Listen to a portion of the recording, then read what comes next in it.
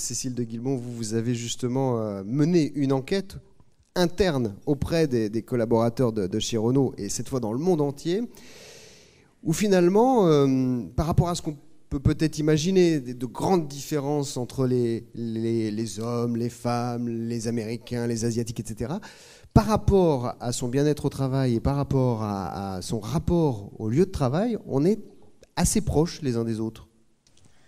Bah oui, moi j'étais très honorée et très impressionnée de parler à côté de Luc Ferry.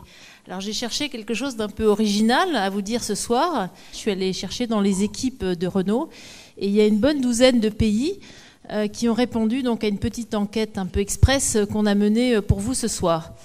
Alors ce que j'avais demandé donc à la petite équipe qui m'a aidée à préparer cette enquête, c'est on va essayer de trouver des critères discriminants et pouvoir dire si les Indiens pensent différemment des Brésiliens, si les hommes et les femmes se distinguent, si les jeunes et les vieux, etc., sur des critères qui sont un petit peu toute la panoplie de nos métiers.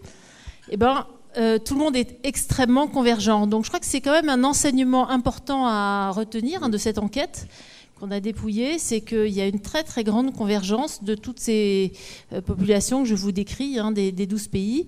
Et ils ont choisi effectivement les mêmes critères comme étant les critères prioritaires de ce qu'ils voient. Donc c'était une enquête très simple qu'on a juste menée en quelques jours. La façon dont ils apprécient leur environnement de travail aujourd'hui en 2015 et comment ils la voient en 2035. C'est ça, c'est-à-dire qu'il y a une prospective par rapport à aujourd'hui et horizon 20 ans. Alors on voit ressortir de cette enquête aussi une croissance et un appétit pour le télétravail qui n'est pas forcément encore perceptible, mais on sent l'évolution quand même, très nette. Le critère qui aujourd'hui est unanimement reconnu comme étant prioritaire, je ne vais pas vous surprendre, c'est tout ce qui est lié aux technologies, premier critère. Et pareil en 2035. Alors le télétravail, chez Renault, on connaît bien, puisqu'on a mis ça en place depuis 2007. On a franchi la barre des 2000 télétravailleurs. Ça représente à peu près 10% de la population éligible, parce qu'évidemment, un ouvrier sur la chaîne, il n'a pas le choix d'aller travailler, de rester travailler chez lui. Donc 2000 télétravailleurs. Personne qui a opté pour cette solution de télétravail n'a interrompu. Donc, et en plus, toutes les enquêtes de satisfaction des collaborateurs et de leurs managers, non seulement des taux de participation très élevés aux enquêtes, qui montrent bien l'implication des gens, et deuxièmement des taux élevés de satisfaction. Donc aujourd'hui, c'est 10% de l'ensemble des équipes éligibles, encore une fois. C'est un taux de pénétration de 20% chez les femmes, 5% chez les hommes. Il y a autant de personnes cadres que d'employés.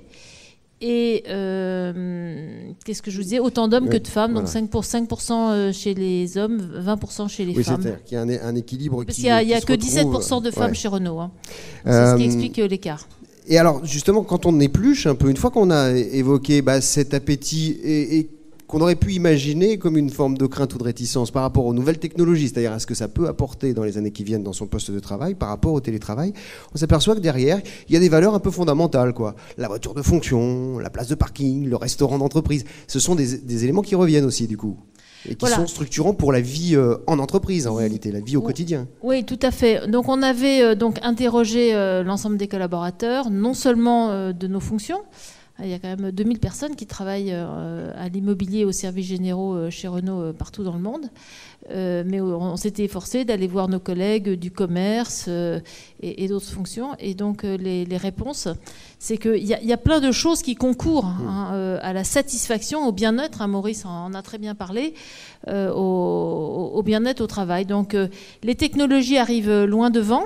La mobilité, le télétravail, mais aussi la restauration, également tout ce qui est, vous savez, chez Renault, on a du ramassage et des transports publics, on a tout ce qui est agence de voyage, on a flotte automobile, restauration bien sûr. La restauration est importante chez les jeunes, moi j'y crois énormément. On a parlé de sociétés déstructurées, on a parlé de lieux d'appartenance, de reconnaissance.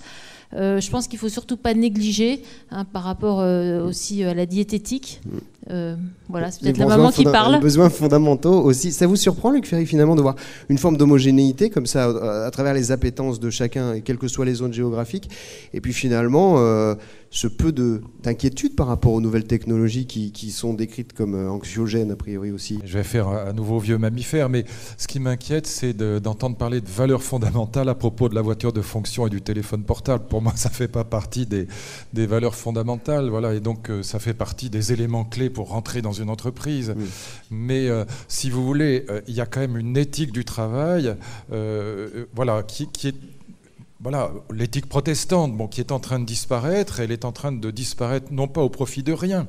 C'est jamais comme ça que ça se passe dans l'histoire, mais ça disparaît au profit d'un souci du bien-être qui sera à la fois de plus en plus fort, mais en même temps entraînant une précarité, oui, je dirais presque une déloyauté vis-à-vis de l'entreprise. On voit bien que le civisme d'entreprise est aujourd'hui quelque chose qui disparaît. Si vous trouvez un meilleur emploi, vous quittez l'entreprise immédiatement. C'est en tout cas la logique dans laquelle on rentre, et en effet, dans cette logique-là, valeur fondamentale, ça s'appelle les avantages, c'est-à-dire la voiture de fonction, le téléphone portable gratuit.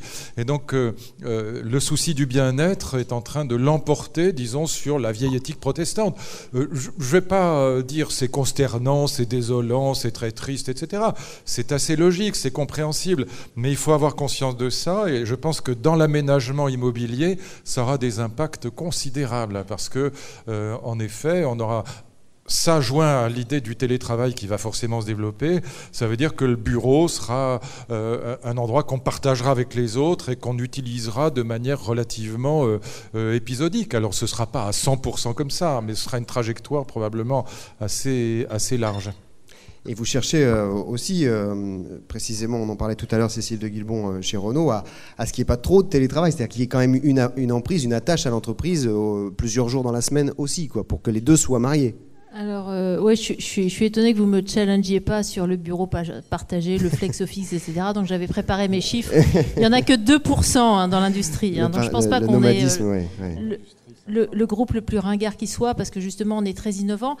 Moi, je voudrais juste souligner peut-être deux choses. Bon, le télétravail, si vous voulez, c'est quand même que 10% de la population éligible. Et d'ailleurs, une excellente étude avec une enquête faite par le CSA qui montre quand même qu'il y a une corrélation très forte entre le temps de trajet domicile-travail et le choix de la solution télétravail. Donc ça montre bien aussi que les gens, une fois par semaine, parce que nous en plus, nos 10%, c'est donc 90%, 1 à 2 jours. Donc c'est quand même marginal dans la semaine. Hein.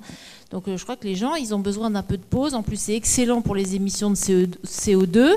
Donc c'est une forme de diversité et de flexibilité. Hein, parce que ça, c'est quand même un des grands thèmes de l'aménagement de bureau, c'est la flexibilité dans tous les sens.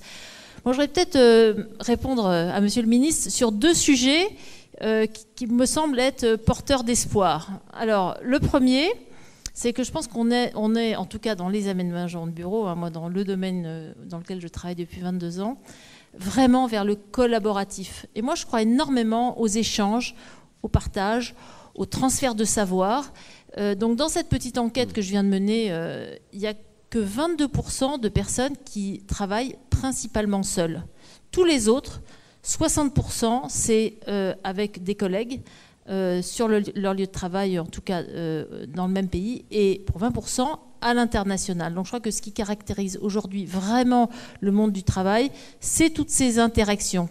Mais dans le même temps, je pense qu'une des clés de succès de feu les open space, hein, dont on a tellement parlé dans nos professions, c'est aussi cette faculté qu'on donne aux gens de se retrouver seuls pour passer un petit coup de fil. On parle aussi beaucoup du décloisonnement entre la vie privée et la vie professionnelle. Donc de pouvoir un peu s'isoler ou parler tranquillement à deux, hein, parce que c'est ça aussi qui a beaucoup perturbé les open space et finalement personne ne se parle sur les open space. C'est cette capacité à retrouver des petits lieux calmes. Et d'ailleurs, nous aussi, on a lancé les calm rooms, c'est-à-dire les lieux de sieste.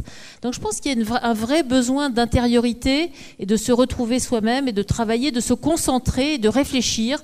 C'est pas du tout antinomique, hein, mais en revanche, c'est vrai que le travail, c'est quand même un lieu pour se retrouver. Et je pense que ce phénomène du télétravail permet de s'organiser encore mieux, parce que le peu de nombre de jours où l'on vient sur son lieu de travail, bah forcément qu'on les prépare. On se cale des réunions, on s'organise des bilates, on déjeune pas seul, mais on prévoit de déjeuner avec des collègues. Donc, moi, je suis très optimiste. Hein. Mais tant mieux. Merci.